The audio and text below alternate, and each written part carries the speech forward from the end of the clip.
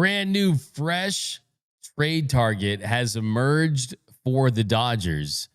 Should LA trade for him? We're going to break him down, see if it's a good idea. Also, why Bo Bichette is more of a possibility today than it was yesterday. We've got Dodgers Daily's Casey Porter joining us to break down the Dodgers off season, some of the prospects, some of the outlooks going into the 2026 season. Very excited to talk to him, and why Mookie Betts is not going to be playing for Team USA in the WBC. That's coming up next on Dodgers Dugout Live. It's time for Dodger baseball. Welcome to Dodger Stadium. This is the golden age of Dodger baseball. The Dodgers are building a dynasty. You guys ready to parade? We got a parade. The Dodgers punch back and head to the championship series. Ohtani starts the 50-50 club. Mookie magic. Freeman hits the ball to right field. She is gone. Start the party, Los Angeles. Your Dodgers have won the World Series. Think blue, bleed blue, and I'm out. Live from the heart of Los Angeles, this is Dodgers Dugout Live with your host, Doug McKain. What is up, Dodgers Nation, and welcome to another episode of Dodgers Dugout Live, the number one Dodgers podcast and Dodgers show on YouTube. My name is Doug McKain. You can follow me on X and Instagram at DMac_LA. If you're new to the channel or you just want to make sure you're locked into the Dodgers 24/7, 365, all the offseason content, free agency rumors, trade targets, anything that's going on with your boys in blue, you're going to find it right here. So hit the subscribe button, hit the notification bell. If you want to support every single episode, hit that like button and drop a comment down below. This show is brought to you by the LA Sports Report. That's my new show, talking about all things LA sports, Lakers, Rams, Dodgers, USU, UCLA. If they're talking about in the world of LA sports, we're talking about it over there.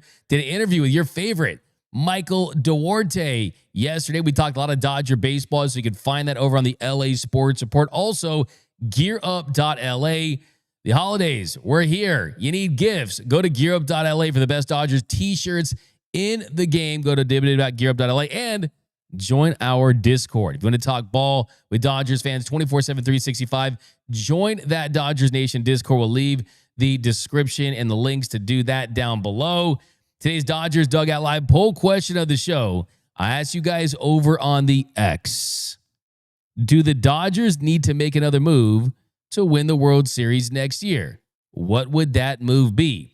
And right now, 74% of Dodgers fans say they need to make another move to win the World Series. Just imagine that. A team that has all this talent in the world and just signed Edwin Diaz. Most of Dodgers fans think that they need to make another move, whether add another bat, outfielder, who knows what they want to see. But they don't think that this roster is complete yet, and I tend to agree with them. If you want to give yourself the best chance to three-peat, this is a live show, and we got producer Robert rocking with us as always. We got my man Robert rocking with us, and he's looking for your comments. There's his hand, there's his hair, and he's looking for all your comments, all your thoughts, comments, and questions. We will feature on the seventh inning stretch. Throughout the show, you can see your comment on the screen, so interact to all the topics, and we will feature them on the show, so be sure to do that. But there's so much going on in the world of Dodger baseball, so much to talk about, so let's get right into it. Leading off, the hottest story in Dodger baseball.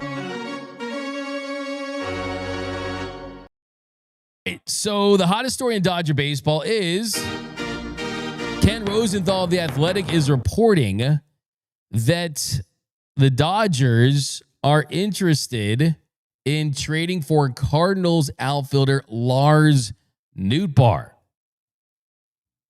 Ken writes, the Seattle Mariners are a favorite for Brendan Donovan, and the Los Angeles Dodgers are among teams interested in Nootbaar. So, for starters here, what does that say about the Dodgers and Brendan Donovan? So, Brendan Donovan, we talked about this throughout this offseason. He's someone that makes sense for the Dodgers just because he plays multiple positions. He's an all-star. He can hit the ball pretty hard for sure. Absolutely. There's no doubt about that. He gives you that positional versatility. You can throw him in left field. You can throw him at third base. You can throw him at shortstop, second base. He plays all throughout the diamond. And that's something that the Dodgers love about players. Are you dynamic? Can you play multiple positions? He certainly does that. But in the last couple of weeks, there has been a little bit of a cooling off, at least as far as the reporting goes, as far as what I've heard, as far as how it relates to Brendan Donovan as a target. And Lars Nootbaar is a player that has had his ups and downs throughout his career, has some things that the Dodgers certainly would find attractive. He's more of a left fielder, has played some center field. Last year, he played 102 games in left, 12 in center, 23 in right.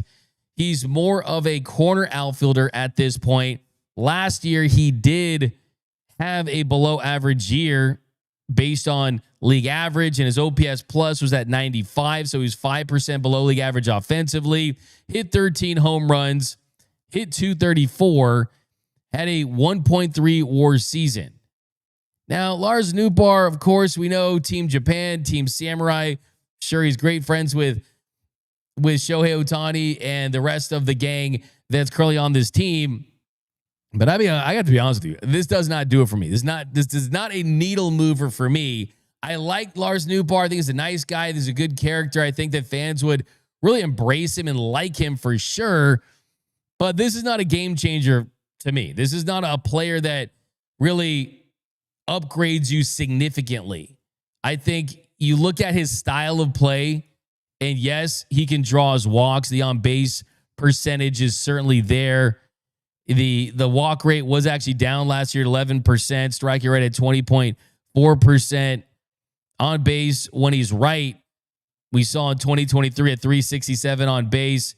He's had some above average seasons. I mean, before last year, he had 3 straight above average seasons offensively. His best year came in 2022 when he played 108 games, had 14 home runs, had a 123 weighted runs created plus. But this is not an all-star caliber type of player.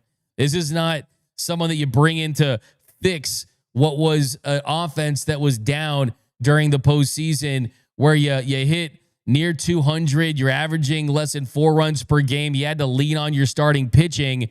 And the other thing about this, too, is that he's coming off of surgery. He underwent surgery on both of his heels this past October, and he's going to be out for the start of the 2026 season. Now, we know how that worked out with Tommy Edman. When they traded for him, he was out, and then he came in and he had a good showing, and he ended up winning the NLCS MVP, and he was pivotal to that World Series in 2024. So the Dodgers aren't afraid of bringing in a guy that's going to have to miss time to start the season, because it's all about the postseason for this team. But I'll be honest with you, I'm kind of meh on Lars Nootbaar as a potential trade option.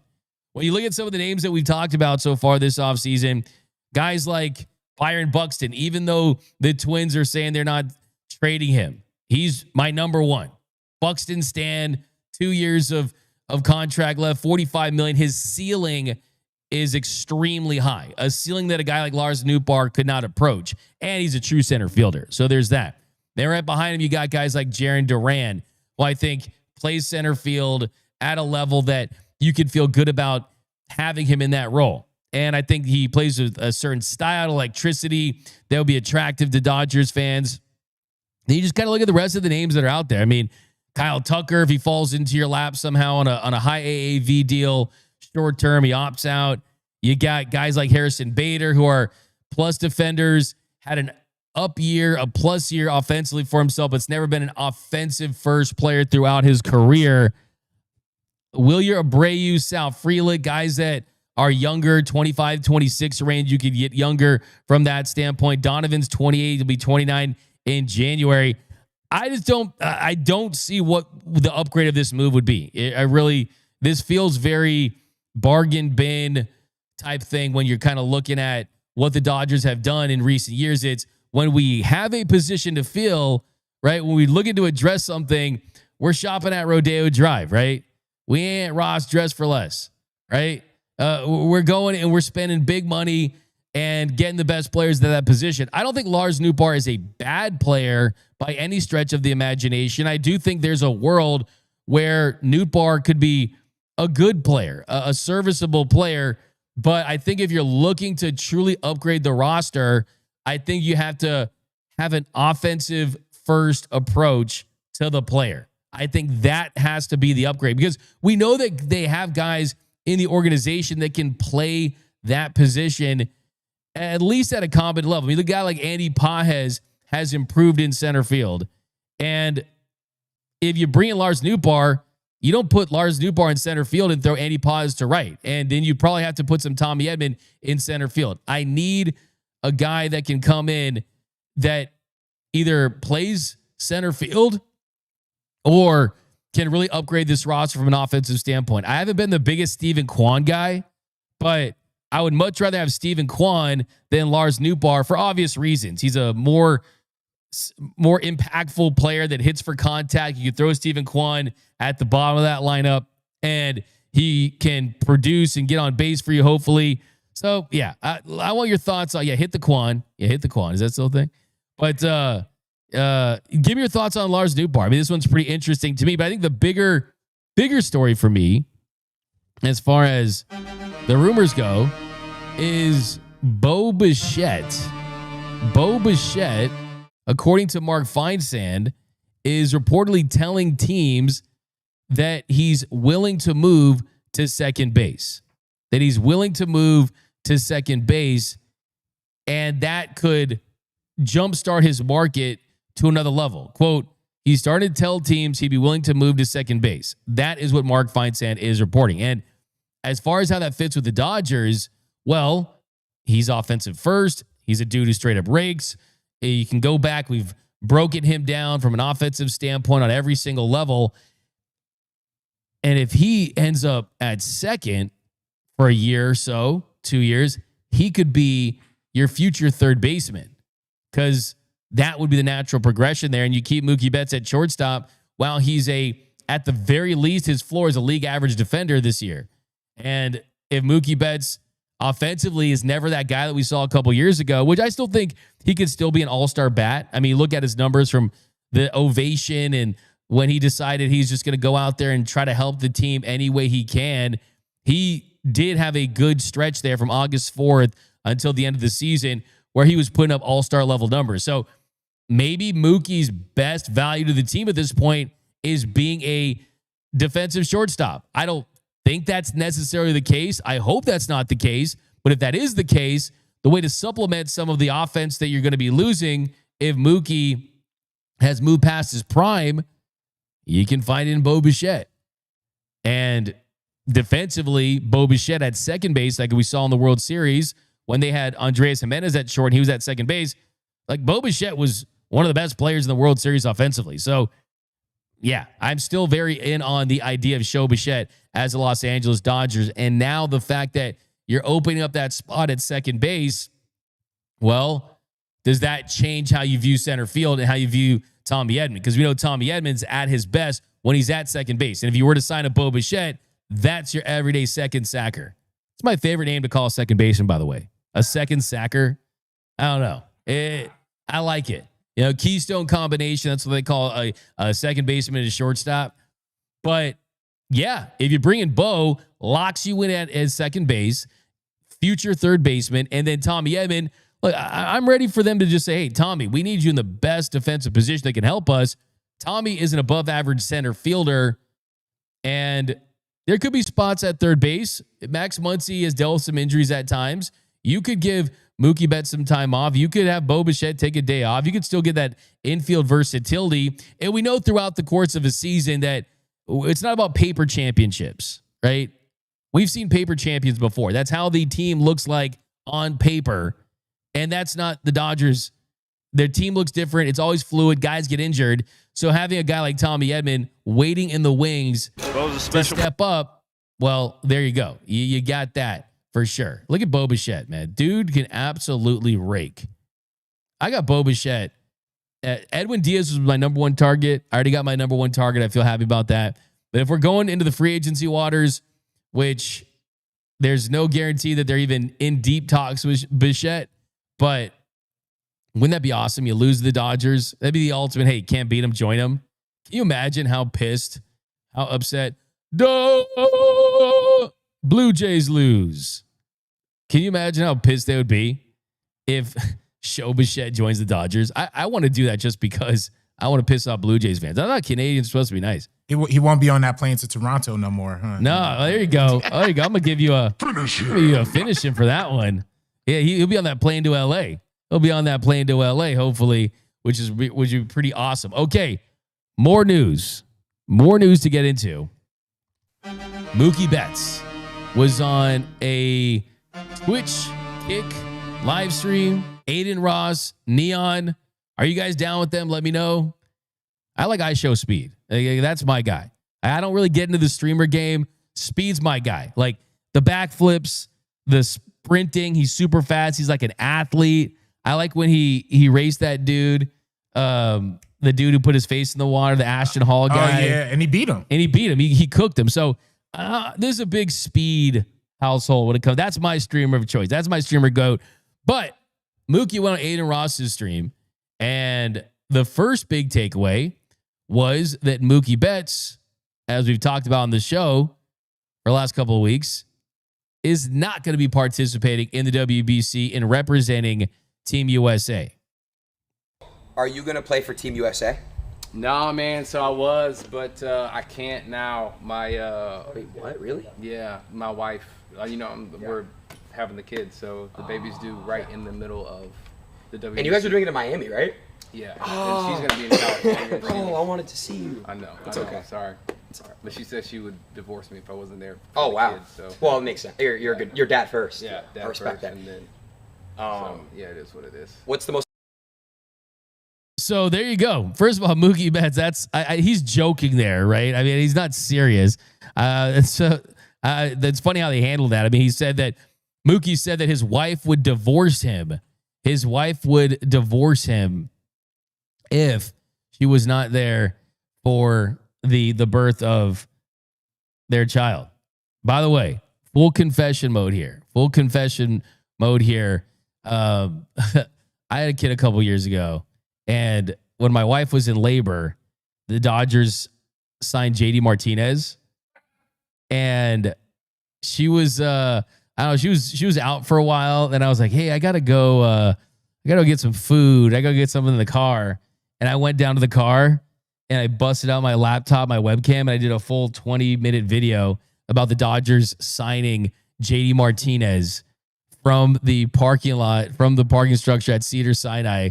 While my wife was at one point during the whole process. And yeah, she was not too happy about that, but she was cool about it after. I mean, but point is, I totally get what Mookie Betts is talking about that situation. I totally get what Mookie Betts is talking about that situation. By the way, that video did pretty well. I got like 30, 40, 50K. It was back in the day, JD Martinez. So totally respect Mookie's decision. And look, I think too, Mookie's played a lot of baseball on top of everything else. And last offseason, he worked with Troy Tulowitzki and getting that shortstop right, trying to get the mechanics and getting the reps in. So he could be an everyday shortstop, and he spent a lot of time working at it. So talking about a guy who's played a lot of baseball. He's won 4 World Series titles. He's played deep into the postseason so many different years. So I think that not going to the WBC, trying to get that bat right, trying to get that mind right, Daddy Mookie going taking care of his family, I think that makes a lot of sense for him. And he's been there.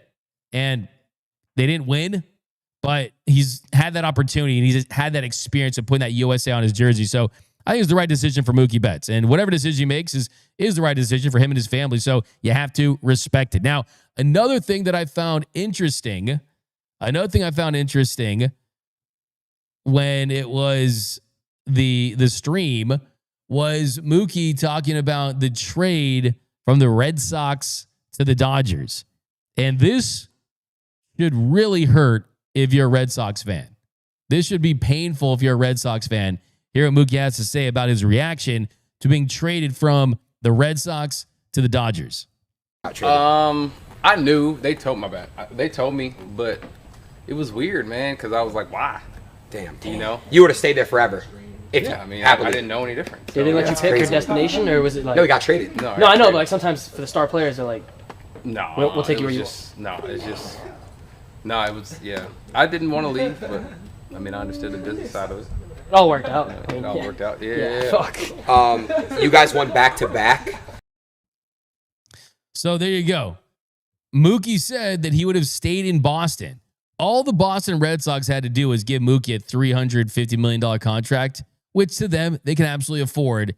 Instead, they allowed him to go to the Dodgers for Jeter Downs, Alex Verdugo.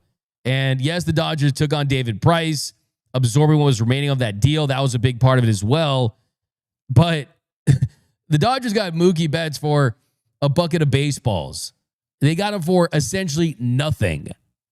And as Mookie said, the rings didn't start coming until he arrived.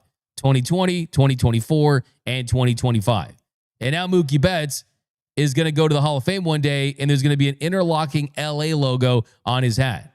So down below in the chat, let's do an extra thank you to the Boston Red Sox. Because Mookie not only has performed well and lived up to that contract, he's been a culture changer. He's a leader in that dugout. He's a leader in that clubhouse. His teammates respect him. He looks out for the young guys. He's a very, very pivotal part of what the Dodgers have accomplished for the last couple of seasons. And all the Red Sox had to do, all they had to do was pay him.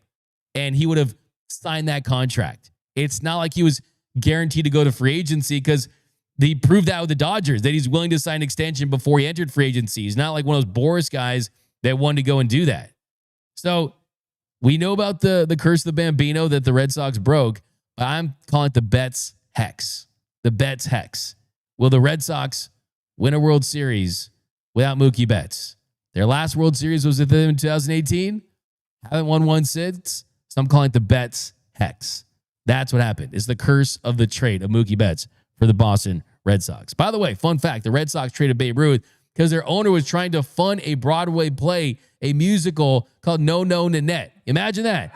Trading away the best baseball player to fund a musical. Wow. Talk about one of the biggest L's. That you think what Nico Harrison did was bad with Luka Doncic. That was the all-time worst trade ever. But all right, some chats. We got Sneaky Panda. Come on. I'm gonna get the bruh button ready here. Since you paid, I guess I have to read this contractually. I think that's how it works. $10 super chat. Thank you so much. D-Mac, you make my little friend stand up. Merry Christmas. Bruh. Come on, man. Come on. Simply Rosie did not like that he hung out with the problematic AF streamers. Even Puka is under fire now. Mookie will retire a Dodger. Taz says, Mookie, I'm working on my Hall of Fame induction resume mode. Yo, yeah, absolutely. He's in the legacy stage. And he definitely has made it very clear that one of his goals is to be enshrined in Cooperstown in the Hall of Fame. And he's certainly on a trajectory to get there. So the World Series titles have essentially locked it up. An MVP, there's no doubt about it. He is going to be a Hall of Famer one day, and he's going to be representing the Dodgers. But I'll read more of your comments later in the seventh inning stretch. Casey Porter from Dodgers Daily, one of my good friends, love talking ball with him, and we hit on tons of topics, all the free agency stuff, Edwin Diaz and his role, and a secret outfield option that the Dodgers could turn to if they don't make a big trade, if they don't make a big signing to address their outfield needs and add another position player. So here's my man, Casey Porter. And welcome back to Dodgers Dugout Live, the #1 Dodgers podcast and Dodgers show on YouTube. And today we got a special guest. I'm joined by my guy. He's forgotten more baseball than most people ever known. Of course, the great Casey Porter from Dodgers Daily joins us. You can follow him on Twitter. You can subscribe to his YouTube channel, which is essential for all Dodgers fans. Casey in OKC. And you know you're celebrating this World Series title. How you doing, my man? Hey, good, man. Hey, the great, I don't know about that, but I do know that the Dodgers Nation podcast with Doug McKain is #1. So there you go. Hey, well, Casey, I mean, hey, because we got guys like you on the show, I'll tell you that much. But first of all, Casey, we were talking about a little bit this morning, and I always am extra interested to talk to guys like you around this time of year, because there's the guys that understand the farm system, understand the prospects, really understand the inventory, the assets that they do have.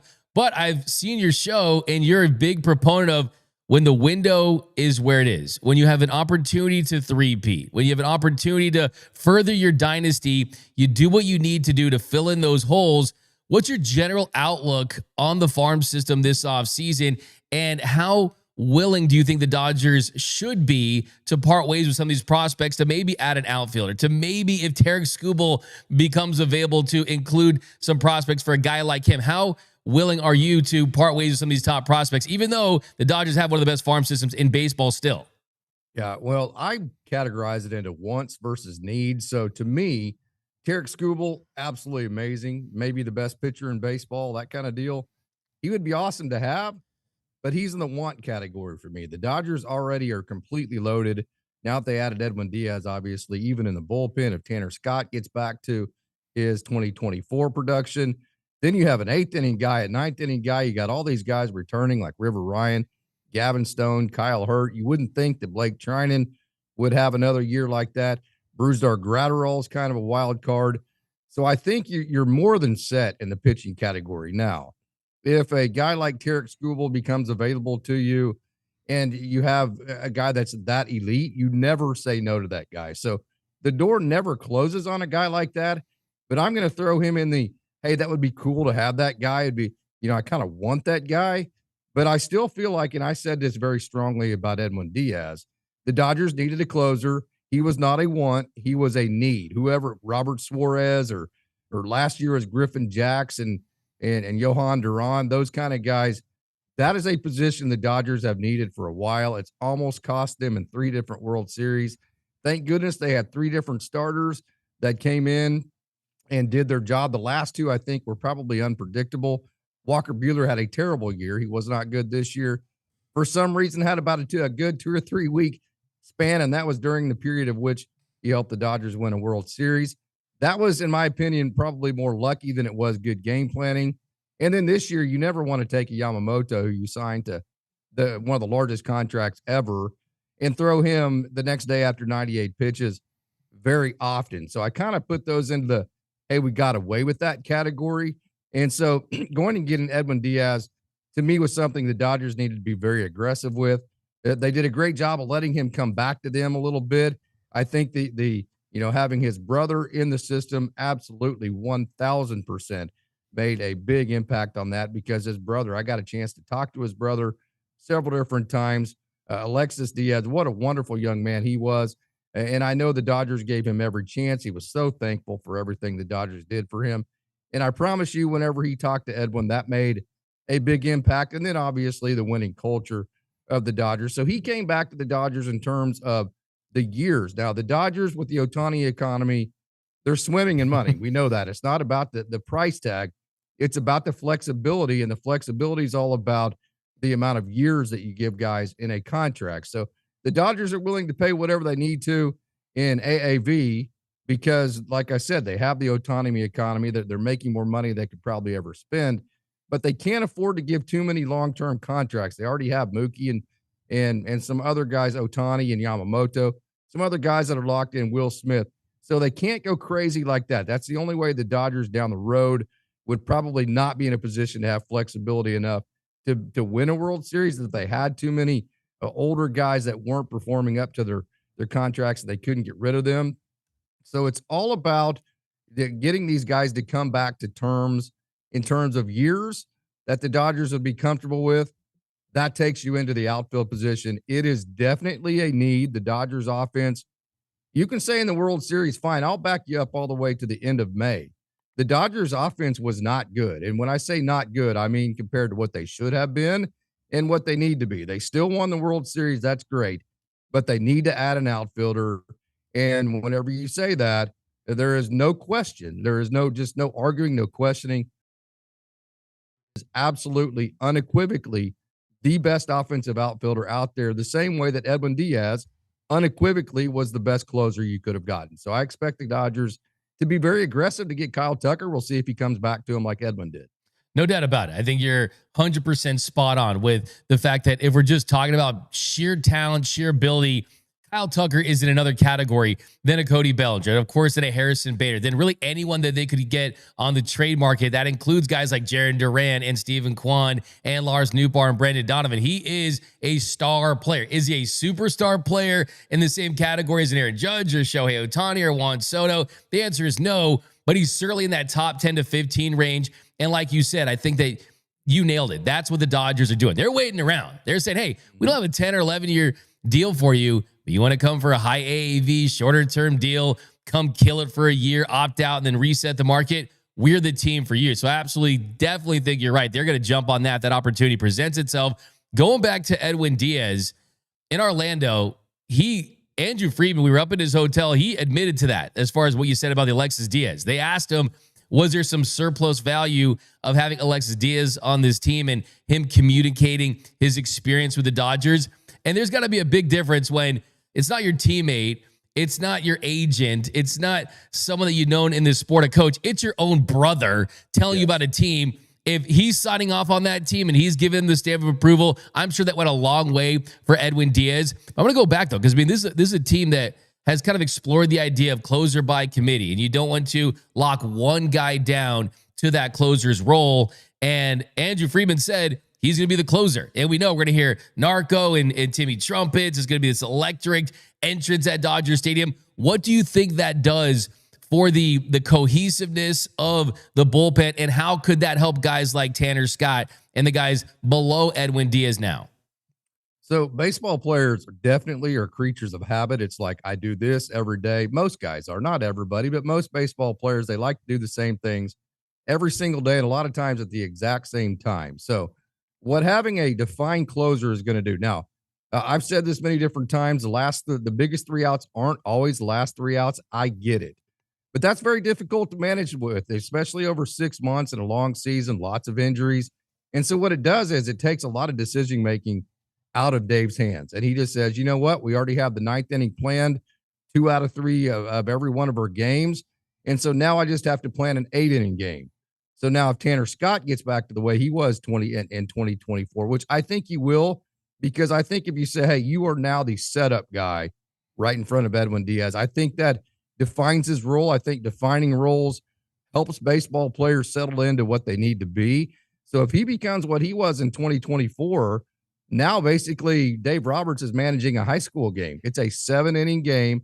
And so he can think, you know what, in the 3rd inning, if I need to score a couple of runs here, I need to do what it takes. I need to move a guy over. I need to execute, have my players execute some type of aggressive offensive play to get a lead, because if I know if we get to the 7th inning and then to the 8th inning, this one's over, right? So it really, really is going to help Dave map out games in a way that he knows, okay, what is the finish line here? It's not the 9th inning all the time. Maybe it's just the 7th inning, and then we have Tanner Scott and then Edwin Diaz after that. And that factor to it right there is going to add a layer of intimidation for a lot of other teams. If Edwin Diaz and if Tanner Scott and some of these other guys do their job, that I really think is going to make the Dodgers even better than they were last year. So I think this is obviously a large deal, but I think there's a certain amount of intimidation to it that I'm looking forward to. I agree. I think that in most cases, closer by committee makes a lot of sense, but then there's that very short list of guys where you can say, you know what, forget about it. Let's have someone slam the door shut, turn the lights out, make this a short game, and then you don't put the pressure on Tanner Scott to have to be that guy, and you throw him in spots and leverage situations that he's comfortable with. And as you alluded to, I mean, your 1 becomes your 2, your 2 becomes your 3, your 3 becomes your 4, and all of a sudden you look at Fangraphs WAR, you look at the bullpen now. I mean, just adding that big dog in that bullpen is going to make everyone so much better if it works out in theory. Because, I mean, I look at last season, we're like, wow, we got Tanner Scott, we got Kirby Yates, and all of a sudden Hiroki Sasaki was pitching and he was closing games. What do you say about the idea that, Roki was so good in the postseason coming out of the bullpen? Hey, we all know that he came over here and he has aspirations of being a lead starter, right? A no-brainer to continue to give him an opportunity to be that starting pitcher that he thinks he can be and that the organization thinks he can be, right? Oh, 100%. Yeah. Hey, thank you, Roki, for doing what you had to do last year. To be honest with you, when I saw him in Oklahoma City, not just his first outing was not good at all. Of course, he's coming back off of injury. and that kind of deal. And then, by like his third or fourth outing, I'm still thinking, hey, this is great. Let's start making plans for next year. Let's map out what we need to do in the off season, and let's figure out what Roki Sasaki needs to do to be the Roki Sasaki that we thought we were getting whenever we signed him. That's literally how I thought probably several outings in Oklahoma City into his time there. And then all of a sudden, Doug, it just hit, man, and he just kept going and he kept going. And it's like, if you're Roki, just seeing how he pitched with Oklahoma City, the only way that he could have looked at that was, okay, well, I'm starting to pitch well. Is there a role on this Dodgers team that I can actually play? It's not going to be a starter. Obviously, in the wild card, they're going to shrink that down to only the guys that actually have pitched and shown it this year that can perform. That wasn't Roki. So at that point, he was left with, okay, I didn't pitch real well, even coming off of injury. I'm just looking for any kind of role that I can help. Going into the offseason, that narrative is going to completely change. So 100%, the Dodgers promised him to be the starter. I probably wouldn't have come to the Dodgers if there were different agreements. And so from that perspective, the Dodgers are always fantastic at delivering what they tell players that they're going to deliver. That's one of the reasons why everybody wants to play for the Dodgers, and I think they'll do so with him as well. And the truth is, Casey, I mean, when you saw him at OKC, I'm sure it really stood out to you when you saw the velocity go back to throwing 99s and hitting triple digits and the slider velocity going up, having success against righties and lefties. Let's see what he can look like in a full year where the velocity is right, where he's healthy. And I think, too, there's got to be a little bit of a confidence there knowing that, hey, I know what my goal is. I'm here to be an elite starting pitcher. But now we can say, hey, if his floor is being an elite high leverage reliever, we know that no matter what, he's going to be helping this team while he's a Dodger for the next 5-6 years. So I think that has to make him feel good, because if his season ended the way it did, there'd be so many questions. You'd have the haters saying that he was a bust and all this stuff. Now he has something to feel really good about, knowing that he had a major role in helping a team win a World Series in his first year with the Dodgers. Okay, do some quick stuff. I want to get your thoughts on some of these offseason storylines that we've heard, that we've seen. Teoscar Hernandez has been a big one. Rumors that the Dodgers might entertain the idea of trading him.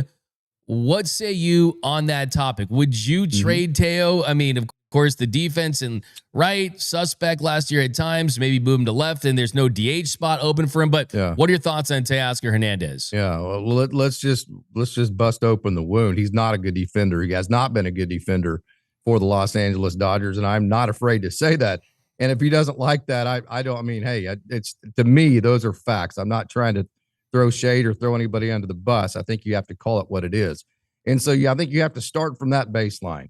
And so whenever you look around, and we've had a lot of different discussions on this, and I am 1,000% open to making the offer, the organization better defensively. I'm 10,000% in the camp of getting Andy Pages into right field. So there's nobody more open-minded to moving Teo Hernandez than I was coming into the offseason. So we've taken a deep dive into that. And whenever you look, first of all, it'd have to be a 2-for-1. So if you trade Teo Hernandez, you're going to go then trade for 2 more outfielders, likely. That's what's going to happen. And so you're going to have to dive really deep into your prospect pool, which is deep at certain positions at the minor leagues, not as deep in others. So it's going to be a huge hit to go into your prospect pool to go get 2 more outfielders to replace the one for Teo Hernandez. And whenever you kind of evaluate, okay, what kind of prospect return would you get for Teo versus what you're going to have to give out to replace him? The only guys out there that would be similar to him as far as 1-for-1 in what you would give versus get back in prospect capital are guys that Dodgers fans are going to go, why in the hell would we trade that guy for Teo Hernandez? So the actual idea of making yourself better defensively and doing that kind of thing at one point, I think made sense until you dove into, okay, for what Teo actually is and the value we would get back for him, there's nobody close to what he can give this Dodgers team for more reasons than just his offense. So I am a hard no on moving Teo at this point. I'm with you on that. I think that it's not the perfect situation because they have a guy named Shohei Ohtani who's a decent DH, right? And that'd be ideal to have a couple days a week. They could play that position. But guys that can perform like he can in the postseason do not grow on trees. They're very difficult to find. We saw in the NLDS the big home run he hit in Game 1 against the Phillies. We saw some moments against the Brewers and the Blue Jays, and he's great against left-handed pitching. And I look at the righty bats on this team, so I'm with you. It's not a perfect situation. I do think he was playing through injuries. In fact, I can tell you that he's been playing through injuries last year that might have impacted his defense a little bit. Just get close to respectability on defense and be 20 to 30% above average offensively. And I think that you're fine with Teoscar Hernandez. I think, too, on top of that, there's the intangible things, too. Clubhouse presence, who's going to throw the seeds, right? I'm sure the Dodger Stadium cleaning crew would be happy, maybe less work for them if he goes to another team. But I'm with you on Teoscar Hernandez. Now, as far as the outfield picture, you want to move Andy Pages to right, and we know he has Gold Glove potential there. Teo possibly moves to left. And as far as that center field spot, are there any names that could be available on the open market? The Jaron Durans, I mean, Stephen Kwan's really a left fielder. You got Harrison Bader, Lars Nootbaar. Is there any names that stick out to you that you would prefer that the Dodgers go after, or do you just kind of trust this organization to find those right guys? Yeah, well, I think the problem you had last year, I think in the World Series, what stuck out more, I think the offense stuck out more than the defense did. Now, we know that Teo's not a great defender. We touched on that just a minute ago. But I think if you go get an outfielder, I think it needs to be an offensive move, not a defensive move. So having said that, to me, for my money, that eliminates Harrison Bader. I think he's a good defender, but he's just not the offensive player I think that's going to – I mean, why do that if you're going to go get an offensive player like that? Kind of would be my statement to that. I think the guy that checks all the different boxes, a guy that can be a fit in terms of style, the style of offensive player the Dodgers could use, and also having the talent and being able to do a little bit of everything and playing a really good outfield. I think that guy right now would be a Jaron Duran. Now, obviously you go get Kyle Tucker if he comes into your world, into your hemisphere. That's a slam dunk. So that's number one. But so there's two things. First of all, you go for the best player. That's the first thing you do. And then if you can't get the best player, then what you do is you go get the best fit. So I would say that Kyle Tucker is the best player. And I would say if you don't get him, the best fit behind that to me would be Jaron Duran. Yeah, I mean, I think that he's got that. A couple years ago, he was great in center field. The Green Monster, I think, impacted him last year defensively. Could lead the league in triples. I think he'd be popular with the fan base as far as his style of play. Also, he's under contract for a couple more seasons, too. So you'd have to part ways with some prospects for sure. But I do think that's an interesting name. There's no doubt about it. Whether you're not, you're going to get a true center fielder. I think that's the kind of number one thing because, yes. I mean, Tommy Edman, the ankle. Like, what's your thoughts on Tommy Edman? Because he signed that extension. He had a below average year offensively, dealt with the ankle injury. Now he's coming back off of surgery. Do you trust that he can play that center field position? Let's not forget Dave Roberts subbed him out and put Andy Pages in, and he made what Tom Verducci said was the greatest catch in World Series history. So what are your thoughts on Tommy Tanks entering the 2026 season? I think the Dodgers went and got Tommy Tanks to be a guy that's around the periphery of a little bit of everything, so he's the guy that does a little bit of just everything and not asked to do a whole lot of any one thing. And whenever you put a guy like Tommy Edman at one spot and you leave him there every day, that removes a lot of the value that he brings to your team because now you're asking him to do a whole lot of one individual thing, which really the only thing he's ever done a whole lot in his career of one thing is play defense. And at the second base spot, hey, yes, defense is a big deal. But at the second base spot, the Dodgers have plenty of guys that can play a good defensive second base to make those margins in terms of, is he Gold Glove caliber, but what is the margins that actually makes your team better from that perspective? So there's no doubt about it. You cannot trust the fact that Tommy Edman is going to be healthy. You can't trust the fact of how much above league average is he going to be offensively. And so you have to do what you have to do, in my opinion, to put him in the role that you went and got him for. And that is just to be the swing guy, play a little outfield here now and then, play second base now and then, match up against the right type of pitchers to where you can maximize his effectiveness offensively and do that kind of thing. So the Dodgers need to stay away from being in a position to where he has to be an everyday player at any one given position, in my opinion. Now, as far as a guy you're very familiar with, Ryan Ward, you were very hot on the show last year, so it was a slap in the face when he wasn't given his opportunity. And Brandon Gomes did mention him early in the GM meeting, saying that he is a possibility for next season. The PCL MVP, a 937 OPS, 36 home runs, 122 RBI. Casey, one, why hasn't Ryan Ward been given his opportunity with the Dodgers in the show? And two, do you believe that that bat can translate at the next level? Yeah, there's no doubt. I mean, he's going to take runway. The always the concern I have is if you look at his first, maybe 2-3 months at AAA or any jump from one level to the next, there's always a transition period, and there's never consistent at bats at the major league level for the young guys to make that transition, to get comfortable and make the adjustments that they need to make and that kind of thing. I think we've seen that with Ha-Seong Kim and a lot of different guys. So that would be my biggest concern for him. And then obviously the defensive aspect of it. I just got through talking about to him about a week ago. I know you talked to him a while back. And so the defensive part of it is something he's worked very hard, but that there's no doubt that's what's been holding him back is the fact that, he's I think the Dodgers would be happy if he is a league average defender in left field. And so the offensive aspect of it is that he was, he's the all-time home runs leader ever in the Bricktown era, also in RBIs ever in the Bricktown era. So it's legit. He's been doing it for a long, long, long time. And the bat-to-ball skills are a lot better than people think if you dive into that. So it's been the defense holding him back. The reason why I think the Dodgers put him on the 40-man roster is because he was getting ready to be a free agent. And if you just allow him to walk like you did Jose Ramos, he's going to sign somewhere else, probably in the KBO for $750,000 to $1 million, and you're going to get nothing back. So you go ahead and you put Ryan Ward on the 40-man. You shop for Kyle Tucker, a Jarren Duran, and if you don't get one of those guys, he's a good backup plan. If you do go get one of those guys, then you can trade Ryan Ward, and at least you got something out of him instead of letting him walk in free agency for nothing. Free Ryan Ward. I'm going to say it here. I mean, it's the mystery box with him.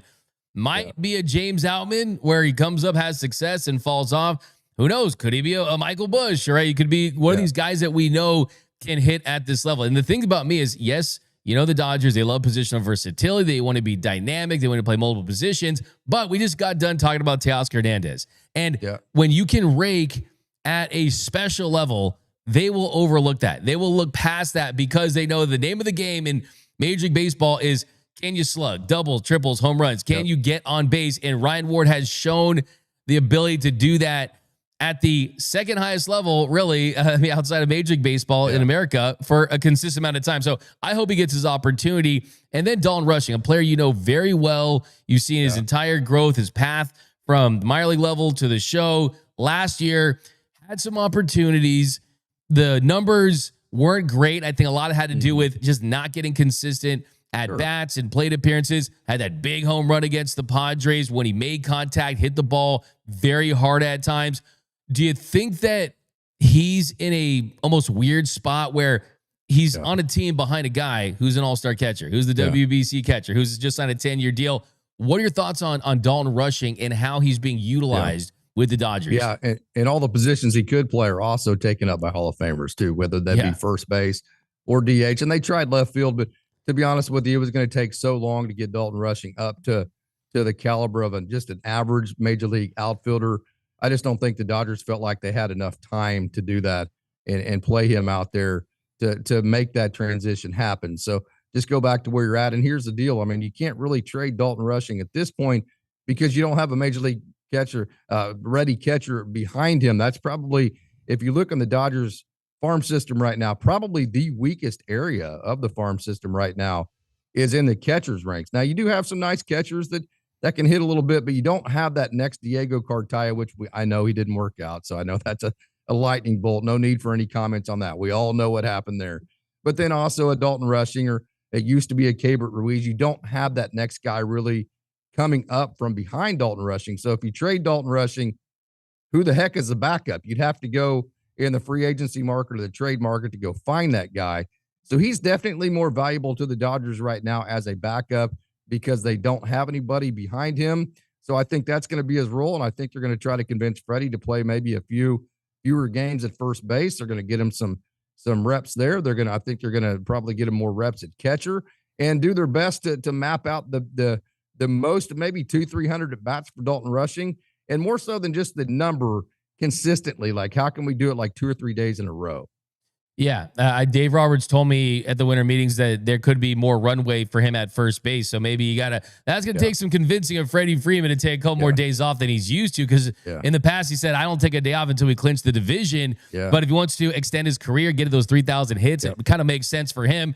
But Casey, am I crazy to think that when you look at Dalton Rushing on his best day, offensively, defensively, the at-bat quality, a left-handed bat, I think could be a 20-plus home run guy, that he could easily be a top 15 catcher in this league if he got the right opportunity? Yeah, there's no doubt if you give Dalton Rushing every day at bats, I mean, he's shown it at every level, all the way back to Louisville, in the minor leagues, and all of that, that the ball is, first of all, the first thing you have to tame, and the first adjustment he would have to make is he would have to cut down the strikeouts. There's no doubt about that. So the big red flag to me that, hey, this is an abnormal bad period for him, that's not what should define Dalton Rushing, is that the bat to ball skills have always been substantially better for him. He's always made great swing decisions. So I think a lot of what you saw, the Dodgers major league fans did not get to see the version of Dalton Rushing I think they would get to see if he got to play every day. I don't think there's any debating that. Now, the debate would be, okay, what is the ceiling for a Dalton Rushing type of guy? You said a top 10 or 15 catcher. Well, if you look around the league, I mean, I think he definitely could be because he has that type of bat. But I'll tell you that beyond Dalton Rushing, don't believe me, just go back to my interview with Chris Gutierrez, who, by the way, just got a job with the Detroit Tigers. Congratulations to him. He was the third base coach for Oklahoma City, infield coach, and he went to Oklahoma State, shortstop at OSU too. So I've known him for a long time. So don't believe me, just listen to him, and he'll tell you he can control running games. This dude has a legit arm. Now, I know the Dodgers major league fans didn't see good defense from Dalton Rushing. I get it. I can't push back against that. But I can tell you over the longevity, if you played every day, all of that would even out. And he actually is a very good defender with a very good arm that matches his bat. So, yeah, no doubt with every day at bats, I think he could be a top caliber catcher. Is he going to get those? I highly doubt that. So what Dalton Rushing has to do is he has to do a better job in whatever role than he has given this year than he did last year. Whatever role he's given, he just has to do and maximize his effectiveness in that role. I mean, that's all you know, there's a saying in baseball, control what you control. That would define that process. So that's what we need to see from Dalton Rushing next year. Yeah, he's in a tough spot. I mean, most organizations are just going to throw him back there, out there, give him 500, 600 plate appearances and just see how it goes. But you're right. He's got to find a way to make the most of his opportunities, however they come. And he just has to find a way to take advantage of those at-bats that he's getting. So very excited to see what he can do in his second year. Now, a couple more here, Casey. Guys coming back this year. Gavin Stone, River Ryan. You mentioned the top of the rotation. On paper, those guys stay healthy. They're absolutely in a great spot. Best rotation in baseball, or at least in the conversation for that. But do you expect these guys to have an impact this season? Guys like Gavin Stone, and how excited are you to see River Ryan back in the fold this year? Yeah, absolutely. They're both going to be healthy. And do I think they'll have an everyday, hey, are they one of the top 5 or 6 starters in the rotation? I do not think that's going to happen. Are they going to have a defined role in the bullpen? I don't think that's going to happen either. So I think they're kind of in the Dalton Rushing mode in the sense that I think their periphery depth, hey, if we have an injury and we have a guy that's going to be down for a month, maybe one of those guys slides into the rotation. And or if you have a bullpen that's taxed, that's one of the biggest problems of getting old, is that when you have guys that can't be optioned down to Oklahoma City, it's hard to keep people fresh. But I think they're guys that slide in bullpen areas, kind of like a Ben Kasparius did when guys need a break or they're not pitching well, or maybe there's an injury somewhere, something like that. So I don't think anybody, including the Dodgers front office, could probably define exactly what the role for either one of those two guys are going to be this year. All I think we could all say as Dodgers fans, and even all the way up to the front office, is we always think we have too much pitching every time, every year that we go into a season. And by about May or June, we always realize we don't. And so somehow, some way, those two guys will play a big role in this season. They will have their chance to prove themselves. They will be fully healthy to start the season. And so you have to be very excited about that. No doubt about it. So, Casey, We got your thoughts on the offseason so far. I think we got to do a part 2 next week, run down all 52 of the Fangraphs top prospects. Your thoughts on that. So I think we're going to do a part 2, Casey, next week if he's available. But last question, Casey. What was your reaction when Miguel Rojas hit that home run? Like, what was going through your mind? You've watched more baseball than anyone. How were you feeling? How did you react in that moment, Casey? Yeah. Absolutely unbelievable. But I can tell you, if you've been in a lot of, now I haven't been in like the big professional moments like that. Everybody's at your own level, but I have been in at my level, a lot of different moments like that to where it's just so unpredictable. And both teams are just so good. And it's just, you're going back and forth. Honestly, my entire mentality through that whole thing is I literally have no idea what's getting ready to happen. And literally nothing is going to surprise me. And I can tell you, if you go back through the annals of all the big games in baseball, now the heroes have come through at many different times, but so many times in that scenario, it is the unknown, or not necessarily unknown in Miguel Rojas, but unexpected type of performance that gets you over the top. So that aspect of it, that's just baseball to a T. It's always somebody you don't expect that comes through in a moment like that. Having said that, I'm lying if I tell you I wasn't pouting, I wasn't pissed, I wasn't about to just throw whatever I had to throw and probably hop on a podcast way too soon and go on a 3-hour rant like I've done before, talking about how pissed I am. I would be lying if I said I wasn't in that mood whenever he hit that home run.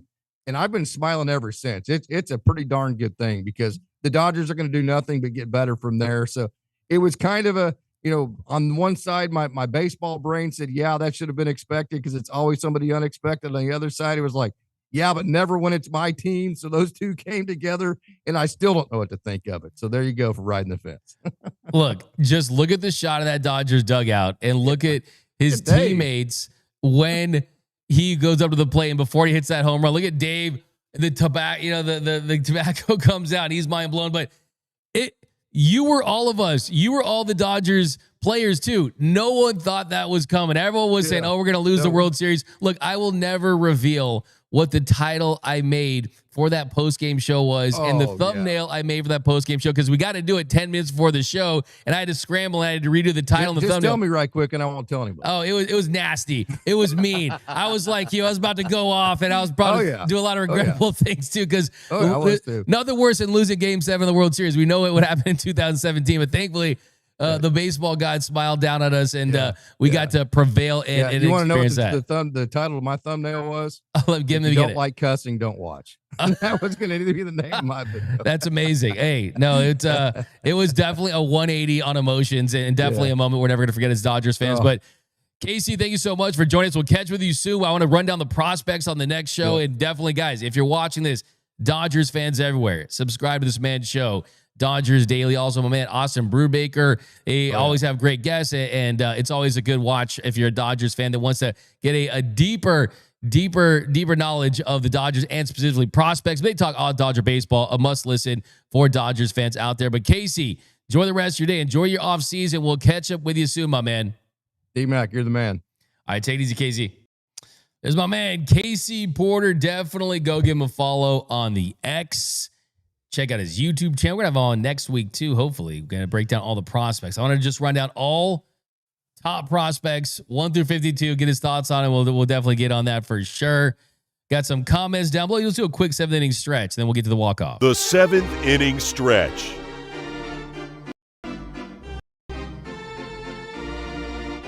We've got, we should have kept Benny Biceps. Nando Rortvedt had a better year than rushing. Changed my mind.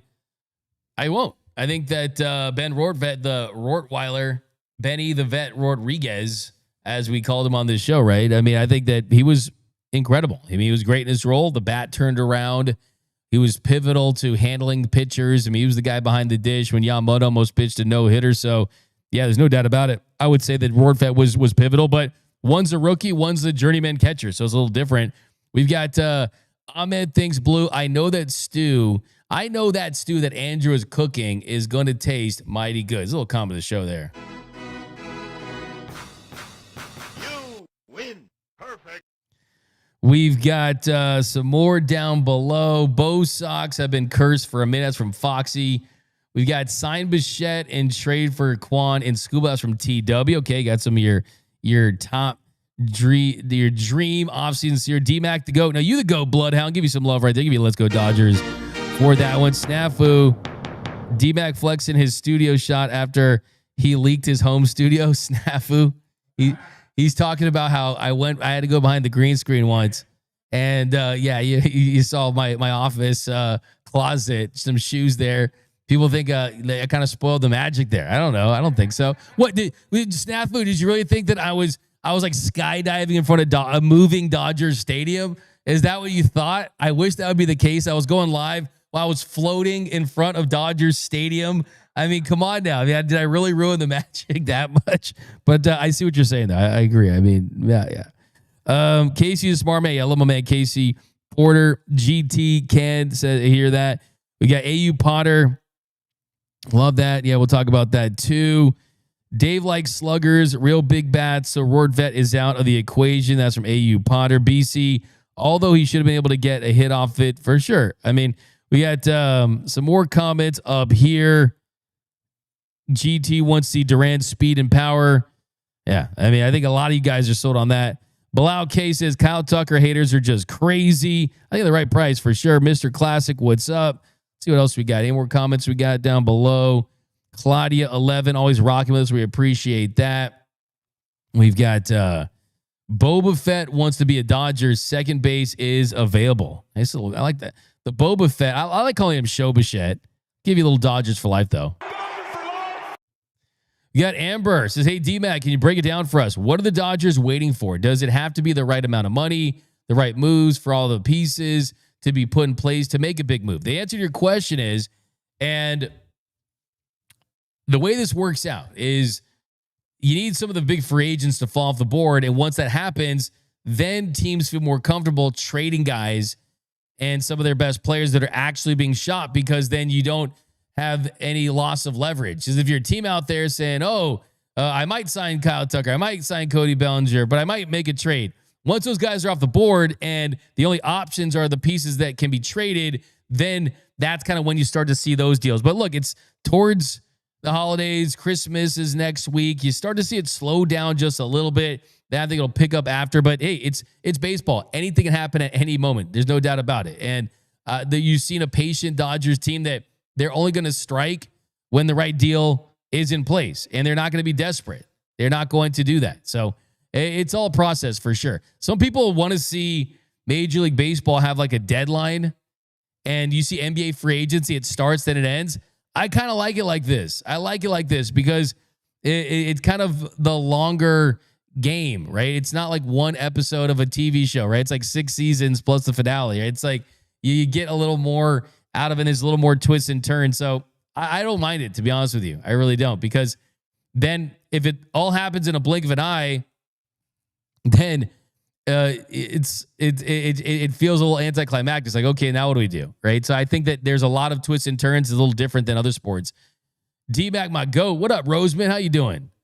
We've got hepatitis. See you later. One of Tucker or Bichette would be awesome and solve our offensive needs completely. Hepatitis, like that is the crack right now. That is the crack right now on the roster, is you definitely want to address some of the issues offensively. And yes, we know on paper this team can score runs, but I absolutely agree with you from that standpoint. We got Mr. Classic. Are we really trying to be the team samurai from top to bottom?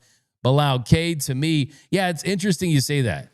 It is Lars Nootbaar, team samurai. Who are you guys rooting for in the WBC? Who would it be weird to root like for Shohei Ohtani to strike out and at bat against Team USA? Would it be weird to root for Yamamoto to give up a home run? I don't know if I could do that. Like, I just don't. Like, the WBC is a tough watch for me now because those are our guys. It'll be tough to root against them. It's like when I'm watching a team and there's like UCLA guys on their team, I kind of want to root for them a little bit, or I don't know. But it's interesting. We've got Bilal K. To me, Tucker and Bichette are really close offensively, but Tucker is a position that we need more than second, but I would be happy with either of them. Yeah, I mean, at this point, that would just feel like a massive swing to get any of those guys. And at this point, it's not like, we would, if you see Bo Bichette or Kyle Tucker sign with another team, you shouldn't get heartbroken at all. You shouldn't even be disappointed at all. I mean, you really shouldn't, because I think there's still work to be done in the trade market. It's more of like, wow, that's icing on the cake. That's the cherry on top, baby. That is like I said, it's the billionaire that has everything, right? And then you're like, what do I do now? Do I buy an island? Do I go to outer space? Like, what's next for me? We've got wow, BC says ABC, anyone but Cody. Bruh. You don't want Cody Bellinger, I see. Hi, D-Mac, what up? We've got D-Mac, who plays second most of the upcoming season? It's a good question. I mean, you got Hae-Sung Kim coming back. I think Tommy Edman, of course, coming off ankle surgery. He should get a lot of second base time for sure as it stands right now. And we'll see if they make a move. But right now, I would say you're looking at that. Then Miguel Rojas, of course, he's back on the team. And he's going to play. And they're going to mix it up with him for sure. But that is, we got a couple more. We got champagne problems with the Dodgers from Dave's. BC says, rooting for USA and Japan to get eliminated early so the players can come back sooner. Come on now. Come on. That's a fire take. That's a Dodgers front office take. I like that, though. I'm not mad at that take. That's what they want. Dave Roberts said himself, he doesn't want anyone to play. Truth is, it's their spring training. They're representing their country. It's great for baseball. The WBC is great for baseball. It's not the World Cup, but other teams are getting so much better. It's going to be fun to watch. I would take the WBC over the Olympic basketball right now. I really would. I don't know, that finale was pretty amazing. But yeah, it's tough, but it's going to be fun. It's going to be a classic as it's in its name, the World Baseball Classic. But we are running out of time, so let's get to the walk-off. The walk-off.